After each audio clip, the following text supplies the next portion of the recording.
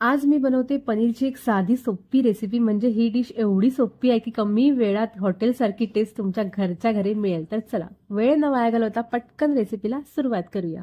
आता सर्वात पहिले आपल्याला मॅरिनेशन करायचं. त्याकरता इथे मी घेते दही, त्यानंतर काश्मीरी पावडर, हळद, धणाजिरा पावडर, काळी मिरी पावडर, चवीनुसार मीठ. आता हे सर्व आपल्याला असं मस्त मिक्स करून घ्यायचंय. सर्व असं मिक्स केल्याच्या नंतर आता आपल्याला ह्याच्यामध्ये घालायचे पनीरचे पीसेस.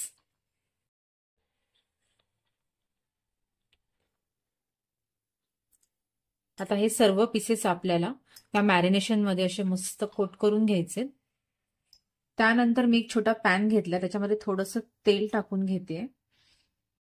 आता तेल छान गरम झालं की त्याच्यामध्ये आपल्याला हे पनीरचे पीसेस जे आहेत, आता हे पीसेस आपल्याला असे मस्त सर्व साईडने शॅलो फ्राय करून घ्यायचे. हे बघा अशा प्रकारे. हे बघा आपले पीसेस जे आहेत ते मस्त शॅलो फ्राय झालेत. आता हे आपण साईडला ठेवून घेऊयात. आता मी कढई घेतली, कढईमध्ये थोडंसं तेल टाकून घ्यायचंय. तेल छान गरम झालं की त्याच्यामध्ये मी घालते तेजपत्ता, हिरवी वेलची आणि जिरं.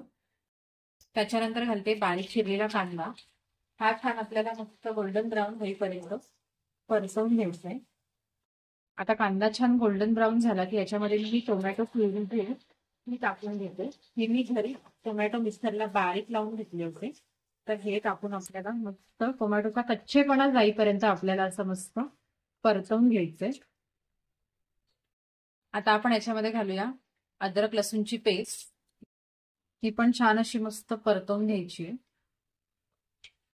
आता आपल्याला याच्यामध्ये थोडेसे मसाले घालून घ्यायचे. त्याकरता इथे मी घालते थोडीशी हळद, काश्मीरी पावडर, धणा पावडर, थोडंसं मीठ. हे सर्व आपल्याला परत एकदा मसाल्यांबरोबर टोमॅटो प्युरी जी आहे ती मस्त परतवून घ्यायची. आता आपल्याला याच्यामध्ये घालायचे पनीरचे पीसेस. त्याचबरोबर याच्यामध्ये जे आपण तेव्हा दह्याचं मॅरिनेट केलेलं होतं ते पण बॅटर जे आहे ते पण घालून घेऊया. आता हे सर्व आपल्याला असं मस्त मिक्स करून घ्यायचंय आणि 5 मिनिटं ह्याला शिजू देऊया असंच झाकण न लावता. आता आपल्याला याच्यामध्ये घालायचंय थोडंसं पाणी. त्याचबरोबर कांदा. हा मी कांदा आहे ना स्क्वेअर कट करून घेतलाय. आता हे सर्व आपल्याला असं मस्त मिक्स करून घ्यायचंय. आता याच्यामध्ये मी घालते 3 ते 4 हिरव्या मिरच्या. ह्या मी मधून चिरून घेतल्यात. त्याचबरोबर बारीक चिरलेली कोथिंबीर. आता हे सर्व एकदा मिक्स करून घेऊया. हे बघा आता आपला मस्त पनीर दो प्याजा जे आहे ते मस्त तयार झालेलं आहे. हे बघा आता मी मस्त याची छान प्लेटिंग करून घेते.